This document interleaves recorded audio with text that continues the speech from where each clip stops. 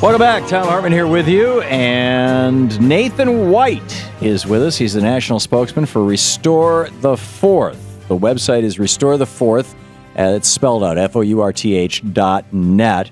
And Nathan, welcome to the program. Thom, thanks for having me on. The Fourth, of course, being the Fourth Amendment. It's the Fourth Amendment, and we're going out on the 4th of July. We're a national organization. We're nonpartisan, very peaceful, very grassroots, organic, raising up. I think somebody counted today, we're 23 days old, and we're organizing national rallies in 81 cities across the country. You can find your local rally at Restore the Fourth, spelled out restorethefourth.net.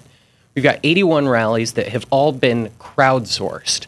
So the way that works is we used an internet platform called Reddit to start talking to each other. Mm-hmm. People found out what was going on, and they were outraged. And that outrage transitioned into... They found out what was going on with the NSA spying and all this kind of stuff. With the NSA spying, yeah, in the Snowden leaks in particular. Yeah. They found out what's going on, and they wanted to get involved. They wanted to do something. They wanted action. And we realized there are a lot of us here. We have a voice. What can we do? We can go out and make that voice heard. Right. So we crowdsourced the entire endeavor. We said, well, we're going to need a website. And somebody says, I can build a website. I've got some skills there. And we build a website.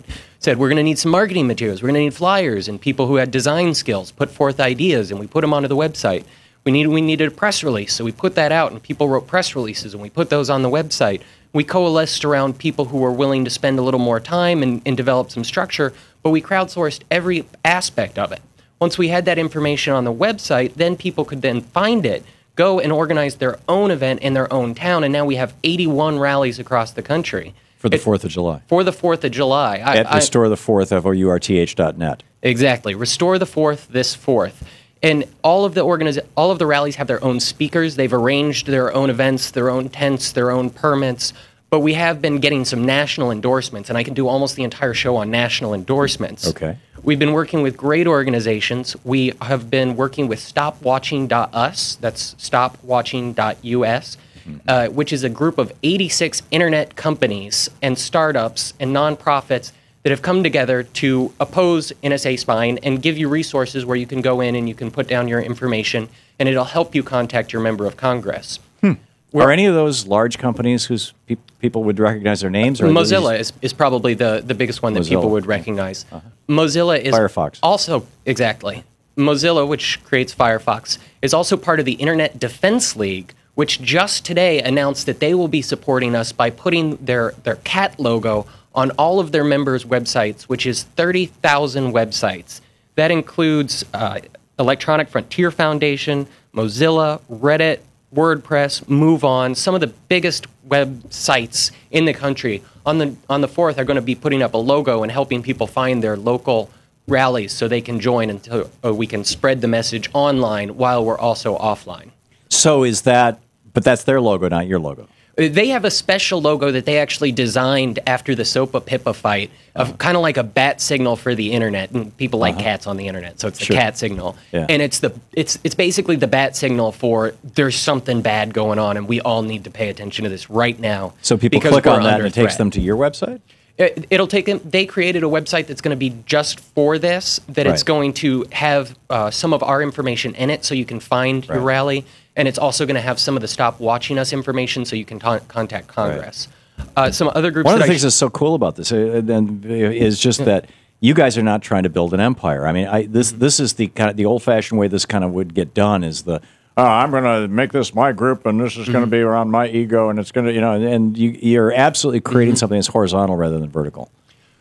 Well, we want to harness the power of people, because that's really what this is. When people found out, they were outraged. It wasn't one person saying, I'm going to go and I'm going to create outrage and then use them as my army to make a point. This is people coming together and saying, this is not okay. Yeah, we are the people we've been waiting for. Part of this comes from the history of how this happened. That a lot of this got started with the Patriot Act. The Patriot Act was passed, I think it was about a month after September 11th. Yeah. It was not passed in response to September 11th security failings. It would not have fixed the problem. It was a long list of things that law enforcement had wanted for many, many years. And in some cases, Congress had said, no, that's too much. That would impose on people's civil liberties. But after 9/11, there was this fear, and we just had to do everything. We had to take the gloves off. We had to go after the enemy, and we passed these really broad measures. And they've been reauthorized 3 times, and each time they're reauthorized, Congress waits until the very last minute and doesn't allow for really any debate. Right. So we as a nation have not yet had the conversation about what is acceptable and what we are willing to let the government do on our behalf. And when the original Patriot Act was passed, as that conversation started, the 2 guys who could have stopped it in Congress, Tom Daschle and Pat Leahy, both got anthrax in the mail, and that ended that conversation. Yeah. It was a scary time. Yeah. We don't doubt that. But we as a nation need to reflect. There's always been a balance between security and freedom. Usually it's in the Judiciary Committee where Congress balances what law enforcement wants and what's best for society.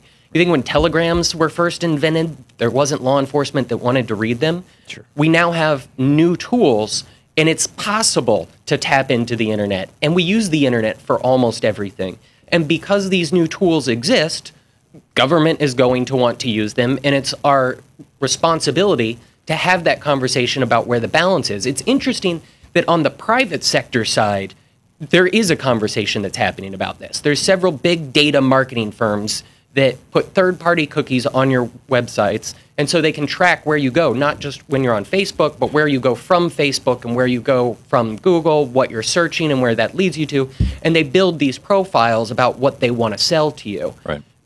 That is concerning to some people. Marketers think it's a great idea. To other people, they think it's a huge invasion of their privacy. But there's a conversation that's happening right now. People online are supporting, some people are supporting something called Do Not Track, which would make it so these third-party cookies couldn't get onto your computer and track where you're going.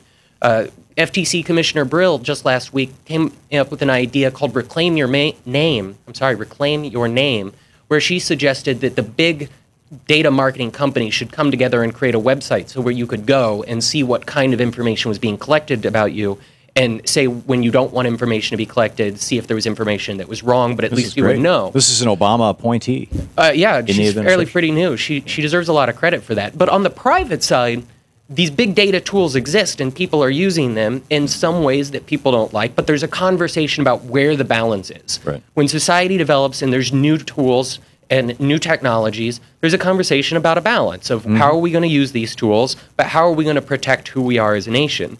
And we haven't really done that on the national security level for these big data tools. Yeah. And I'm speaking for myself here. I'm very grateful that the nation is having that conversation right now. Yep. That people are saying, I'm going to put down the hot dogs and the hamburgers for just a couple hours, and I'm going to go out and I'm going to be part of this conversation because it's so important. If we don't have this conversation now, even if you absolutely trust this government, 15 years from now, it'll be too late. We won't get the option to have this conversation once it's enshrined into law.